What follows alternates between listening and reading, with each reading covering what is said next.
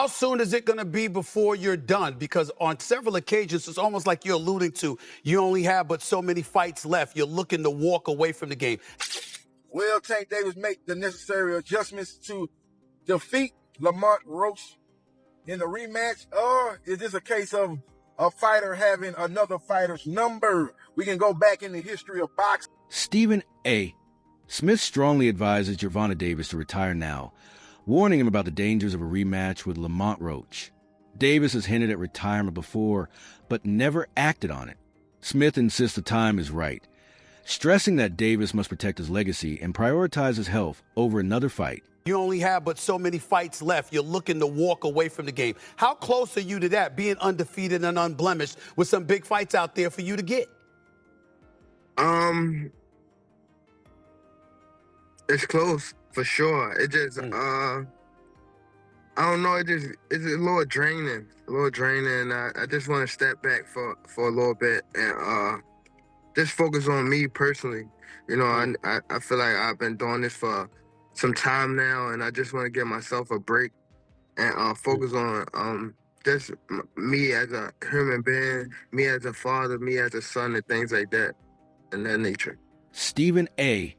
Smith also pointed out that Davis wants this rematch to prove himself and silence the critics from their first meeting. While Davis has other options before retirement, choosing Roach again shows how serious he is about his legacy.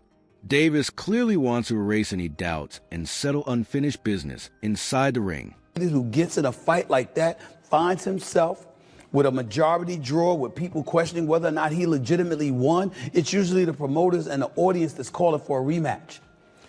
Gervonta Davis, who had been alluding to retirement, immediately said, let's do it again. Let's get it going. No problem at all. I give him credit for that. Because guess what? I wanted to see Gervonta Davis versus Shakur Stevenson. I wanted to see him against Vitaly Lomachenko. I wanted to see him against Ryan Garcia in a rematch. I wanted to see him against Teofimo Lopez. Ladies and gentlemen, none of them deserved a shot ahead of a rematch. The buzz around Davis versus Roach 2 has taken the boxing world by storm. Expected to happen in August, the rematch is already one of the most anticipated events of the year. Their first fight left fans with unanswered questions, and now the world waits eagerly to see how things unfold when they meet again. Social media, sports shows, and fan debates are exploding with predictions, turning this clash into a must-see showdown. What's good, YouTubers and YouTubettes? This is JB Sports, back again with another one. We got a date that Tank Davis and Lamont Roach will be fighting on. We don't have a venue, we don't have a location, but I do have a date. The fight is now being penciled in to take place on August 16th. So as we know, the original date was supposed to be July the 19th. I think the day before that, man, that's not even the original date. That's probably the second to the original date. I think the original date actually was supposed to be maybe in May. Then it got pushed back to, I don't know, man. Whatever the case is, man, this fight has been rumored to take place on 2 previous dates, but now it's being penciled in to take place on August 16th. It's going down in the summer of 2025. Tank Davis will be looking to get the win over Lamont Roach, unlike the first fight. Known for his blunt takes, Stephen A. Smith praised Lamont Roach's performance in the first fight, especially his focus and composure. Roach did what no one had done before. He forced Davis to take a knee. That moment changed how fans and analysts view him. Smith called it a statement of confidence from a fighter many had written off, proving Roach belongs on the big stage. What I didn't know is that once Lamont Roach stepped into the ring, he would be the bigger fighter.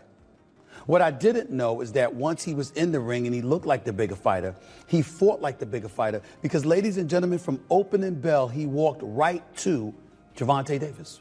Walked right to him and stayed in his face all night long. If he backed up at all, ladies and gentlemen, it was 5% of the time. The other 95% of the time, he walked right to Gervonta Davis. Gervonta Davis caught him with some good shots. He took it and then gave it back. Body punches, counter punching, left hook, straight rights. This brother Lamont Roach can fight. And he's beautiful defensively as well. And seemed completely unfazed and undeterred by Tank Davis. Boxing legend Roy Jones Jr. also weighed in, saying Roach's talent was never in doubt. People just weren't paying attention. Jones, who has followed him for years, said the Davis fight was a reminder of what he always knew. Roach belongs among the elite. He warned anyone calling it a fluke, stressing that Roach's timing, technical skills, and ring IQ are all world-class.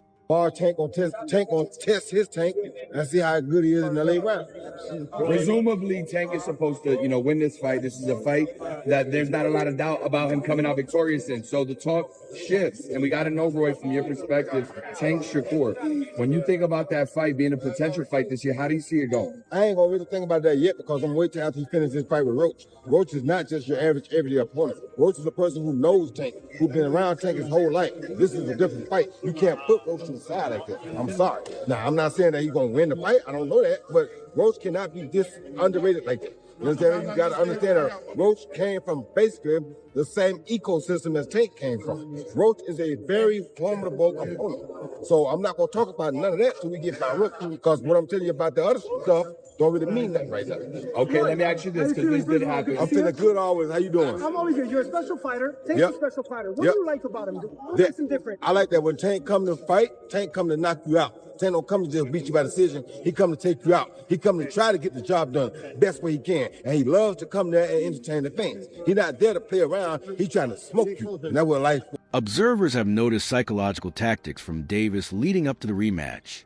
From cryptic social media posts to subtle digs and interviews, Tank is clearly trying to play mind games. Analysts believe this strategy is meant to break Roach's focus before they even touch gloves. It's signed and ready to go for the rematch, correct? Yeah, we signed, sealed, and delivered. Y'all play so many head games, it's not even funny. Let me tell you something, bro. Lamont Roach has never been this big of a fighter before. Everyone knows Lamont Roach now. So he could be reaping the benefits of just enjoying his status of having that draw with Tank, while Tank is the one with the eye of the tiger. Tank is probably in the gym training his ass off.